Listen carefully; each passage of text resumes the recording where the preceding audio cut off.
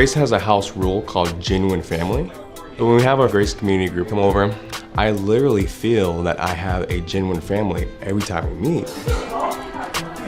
My wife, Shar, and I, we started a Grace community group around 2 years ago. We were getting plugged in, we were serving, we were very consistent, but we realized we needed to take our next step.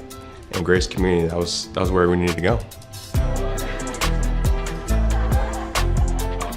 The issue that a lot of people run into is they'll go to church on the weekend, they'll get filled, but come Tuesday, sometimes even Monday, they run out, they run dry, and we need to be recharged. And how we do that is by being in community. Sometimes we get 6 people, sometimes we get 10 or 12, sometimes we've had 4 people. And really it just sits down in discussion. We have a material that we go through, whether it's a book in the Bible, or maybe it's a different material, and then we'll take prayer requests.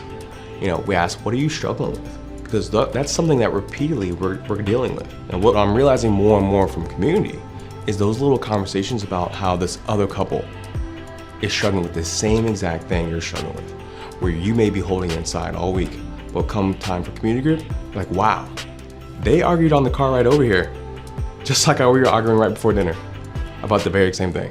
So that's important. So if someone's maybe considering joining a Grace community or doing a Grace class, ask yourself, what's your next step? Because you think like, hey, I'm in the Word, I'm being intentional, you know, I'm going to church, I'm going every weekend. I think that might be enough, but no, that's not enough. We have to be intentional about, hey, what's our next steps? And for me personally, that was serving initially.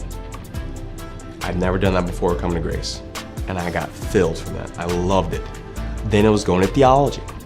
And we also did a marriage class, and then it just keeps going on from there. So those next steps, everyone has one, but it's so important that we seek it and don't just settle.